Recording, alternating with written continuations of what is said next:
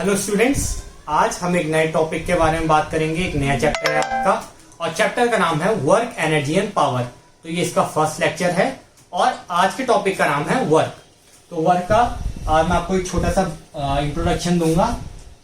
तो day to day life में आप वर्क तो बहुत सारा करते हो। आप क्या करते हो? चैटिंग करते हो, आप सर्फिंग करते हो, आप स्विमिंग पे जाते हो, पुशअप्स करते हो। तो बहुत सारी चीजें हैं। आप घर में बैठे बैठे होमवर्क करते हो, तो सारा का सारा क्या आपका वर्क ही है। लेकिन अगर हम फिजिक्स की जो प्यारी सी हमारी भाषा है, इसमें अगर हम कहें कि वर्क डन क्या है, तो वर्क डन तभी कहा जाएगा अगर कोई बॉडी है, अगर ये एक बॉडी है और ये एक सरफेस पे रखी है। ठीक है, आपकी एक बॉडी है और आपने इसको एक सरफेस पे रखा है। यहां से आप क्या कर रहे हो? फोर्स अप्लाई कर रहे हो। यहां से आप क्या कर रहे हो? एक फोर्स को अप्लाई कर रहे हो और इस बॉडी में कुछ ना कुछ डिस्प्लेसमेंट हो रहा है। इस लाइन को याद रखना कि जब आप फोर्स को अप्लाई कर रहे हो तो डिस्प्लेसमेंट क्या हो रहा है? हो रहा है। अब यहां पे आप याद रखो कि मैंने आपको पहले ही बताया था, डिस्प्लेसमेंट कब होगा? जब एक रिजिड बॉडी होगी। तो मतलब आपने क्या किया? एक रिजिड बॉडी पे क्या किया? फोर्स अप्लाई किया और उस बॉडी पे कुछ ना कुछ डिस्प्लेसमेंट हो गया, तब जाके आपका वर्क डन होगा। So the work is said to be done, the work is only said to be done when the force is applied on a body and it makes the body move to some distance। पहले यहां पे थी और अब इस distance पे, मतलब कुछ डिस्टेंस इसने क्या कर लिया? ट्रेवल कर लिया। कब? जब इस पे फोर्स अप्लाई हो गया। तो वर्क डन का फॉर्मूला क्या हो जाएगा? Force into displacement. इजी था ये। फोर्स की यूनिट क्या होती है? न्यूटन। डिस्प्लेसमेंट या डिस्टेंस की यूनिट क्या होती है? मीटर। तो ये हो गई आपकी एसआई यूनिट। एसआई यूनिट ये आपका फॉर्मूला। अब अगर मैं आपको कहूं कि ये कभी कभी एक लाइन का पूछा जाता है कि अगर क्या हो रहा है, आप फोर्स अप्लाई कर रहे हो और डिस्प्लेसमेंट नहीं हो रहा है। ठीक है, तो लेट सपोज कि आप फोर्स अप्लाई कर रहे हो 10 न्यूटन का और डिस्प्लेसमेंट कितना है? 0। ये कब केस में हो सकता है कि आप सामने की बॉडी का फोर्स, जो आपको वो बॉडी फोर्स आपकी तरफ ऑफर कर रही है, आप उस पर लगा रहे हो, वो आप पे लगा रही है, वो ज्यादा है। ठीक है, मतलब जैसे आप किसी दीवार में धक्का लगा रहे हो, ठीक है, और दीवार क्या कर रही है? मूव बिल्कुल नहीं कर रही है, मतलब आपका डिस्प्लेसमेंट 0 है, लेकिन फोर्स तो आप लगा रहे हो ना, आपको पसीना भी आ रहा है, आप वर्क डन भी कर रहे हो। लेकिन अगर मैं फिजिक्स की लैंग्वेज में बोलूं कि अगर फोर्स आपने लगाया और आपका डिस्प्लेसमेंट 0 है, तो वर्क डन का फॉर्मूला क्या है? Force into displacement. फोर्स कितना है? 10 न्यूटन का। डिस्प्लेसमेंट कितना है? 0। वर्क डन कितना हो गया? 0। मतलब चाहे आपका कितना भी पसीना आ जाए, ठीक है, कितनी भी आपकी हड्डी पसली टूट जाए, लेकिन फिजिक्स की लैंग्वेज में आपका जो वर्क डन होगा वो 0 होगा।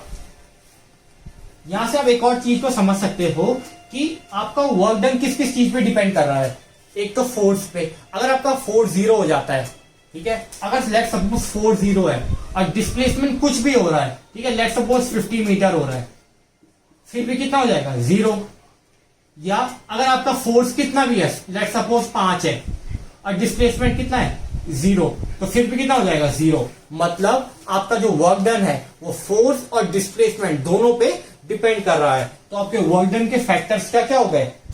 एक हो गया आपका फोर्स और दूसरा क्या हो गया आपका? डिस्प्लेसमेंट हो गया। ये दो आपके फैक्टर्स हो गए।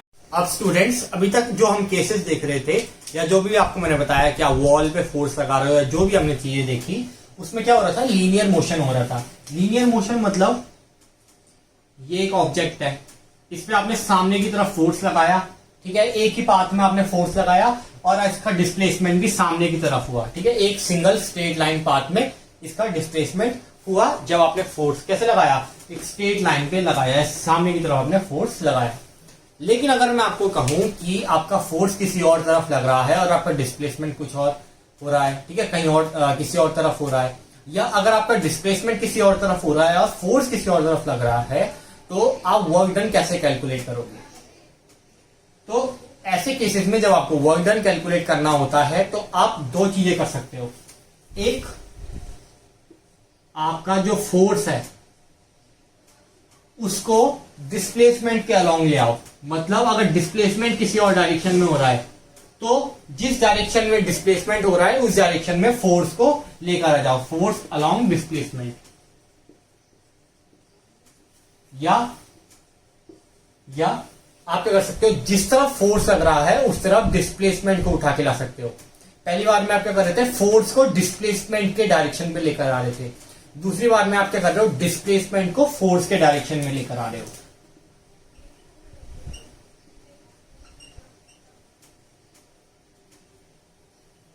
और यहां पे हम कंपोनेंट में भी किसी भी जैसे फोर्स का कंपोनेंट है, फोर्स क्या एक वेक्टर क्वांटिटी है, तो डिस्प्लेसमेंट को, फोर्स को हम कंपोनेंट में कैसे तोड़ेंगे ये भी हम देखेंगे। तो सबसे पहले लेते हैं डिस्प्लेसमेंट अलोंग फोर्स। डिस्प्लेसमेंट को आपको फोर्स के अलोंग लेकर आना है। तो लेट सपोज कि अगर आपका फोर्स लग रहा है ऐसे सामने के डायरेक्शन में, आपका फोर्स लग रहा है, सीधे सामने आपका फोर्स लग रहा है, ठीक है, और आपका डिस्प्लेसमेंट ऐसा हो रहा है। ये आपका बॉक्स था, यहां पे आपने फोर्स सामने की तरफ लगाया, ठीक है, और आपका बॉक्स का डिस्प्लेसमेंट ऐसे हो गया। मतलब आपकी डिस्प्लेसमेंट की डायरेक्शन कैसी है, ऐसी है, ठीक है। अब आपने यहां पे देखना है कि इनके बीच में कुछ ना कुछ एंगल बन रहा है। तो लेट सपोज कि जो ये एंगल है ये क्या है, थीटा है, ठीक है। इतना तो इजी बात है। अब जो चीज आपको याद रखनी है वो ये है कि यहां पे हम क्या कर रहे हैं, डिस्प्लेसमेंट को, जो आपका डिस्प्लेसमेंट है इसको फोर्स के अलोंग लेकर आ रहे हैं। मतलब जो ये एंगल है, ये डिस्प्लेसमेंट वाला, इसको क्या करना है, यहां पे लेकर आना है। तो अब कंपोनेंट में आप इसको ब्रेक करोगे तो एक बनता है ऐसा वर्टिकल कंपोनेंट, एक बनता है आपका वर्टिकल कंपोनेंट। किसी भी वेक्टर क्वांटिटी को जब हम कंपोनेंट में तोड़ते हैं तो उसके दो कंपोनेंट बनते हैं। एक आपका वेक्टर कंपोनेंट, ये वाला, इसे ज्यादा आपको याद करने की जरूरत नहीं है, ये 11th में आप पढ़ोगे। इसे बस आपको याद रखना है कि इसके हम दो कंपोनेंट बनाएंगे। ये वाला कंपोनेंट होगा वर्टिकल कंपोनेंट, इसे आप साइन थीटा से लिखोगे। तो अगर ये एस है, मतलब डिस्प्लेसमेंट है, तो कैसा हो गया, एस साइन थीटा। और जो ये हॉरिजॉन्टल कंपोनेंट है ये क्या होगा, एस कॉस थीटा। अब अगर आपसे मैं पूछूं कि इसका कौन सा कंपोनेंट फोर्स के अलोंग है, तो आप बोलोगे कि हाँ भैया S component, S cos component, जो आपका एस कॉस थीटा है, ये वाला जो कंपोनेंट है ये फोर्स के अलोंग है। तो मैं बोलूंगा कि बच्चों एक काम करो, इसको इसके अलोंग रख दो। आपने बोला ठीक है भैया। तो जब आपने इसको इसके अलोंग रखा तो आपको फॉर्मूला क्या मिला, force into S cos theta, ठीक है। फोर्स इंटू डिस्प्लेसमेंट, डिस्प्लेसमेंट भी इस डायरेक्शन में हो गया था, फोर्स भी इस डायरेक्शन में हो गया था, ये आपको मिल गया। और ये किसका फॉर्मूला है, वर्क डन। तो ऐसे में आप वर्क डन को कैलकुलेट कर सकते हो। अब हम देखेंगे दूसरा वाला तरीका।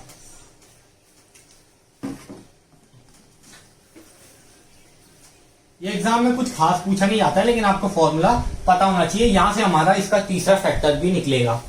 अब आपको क्या करना था, फोर्स को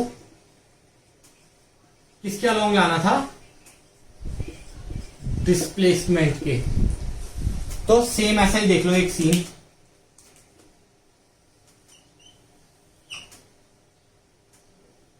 थीटा आपको पता है कि अगर ऐसा कुछ बन रहा है तो थीटा तो हो गई।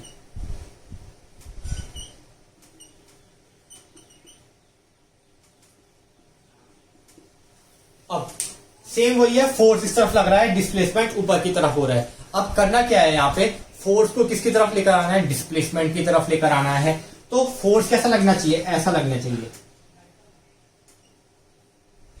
डिस्प्लेसमेंट ऐसा हो रहा है तो फोर्स को भी तो ऐसा लगना चाहिए, तभी तो सेम के सेम डायरेक्शन में वो आएंगे, ठीक है। तो हमने फोर्स को कर दिया ऐसे डायरेक्शन पे लगा दिया, यहां से कैसे लाइन ले आओ, ठीक है।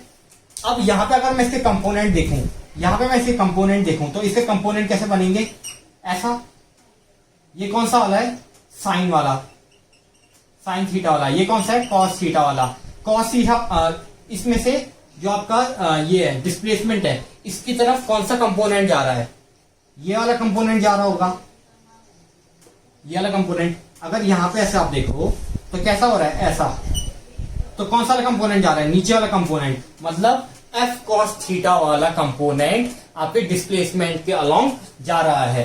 तो यहां पे आप जब वर्क डन को कैलकुलेट करोगे तो इसका फॉर्मूला क्या बनेगा, F cos theta into displacement, ये आपका वर्क डन का फॉर्मूला बनेगा। तो यहां से हम क्या अज्यूम कर सकते हैं, या यहां से हमें क्या पता चल रहा है कि जो आपका वर्क डन है वो किस पे डिपेंड कर रहा है, एक तो आपके फोर्स के मैग्नीट्यूड पे। अब मैंने आपको पहली बार में फोर्स का मैग्नीट्यूड नहीं बताया था क्योंकि उस समय आप डायरेक्शन की बात नहीं कर रहे थे, और दूसरा कहां चले गई,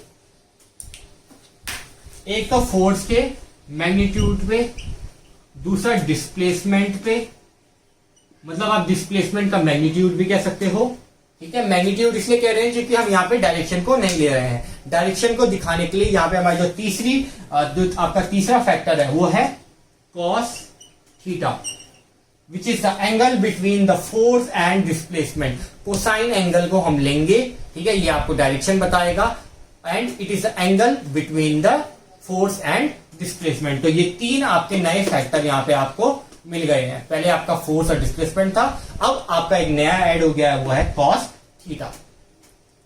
अब नेक्स्ट वीडियो में हम कुछ आपके स्पेशल केसेस हैं इसके डिस्प्लेसमेंट के, वो हम जो आपका वर्क डन के हैं वो मैं आपको बताऊंगा।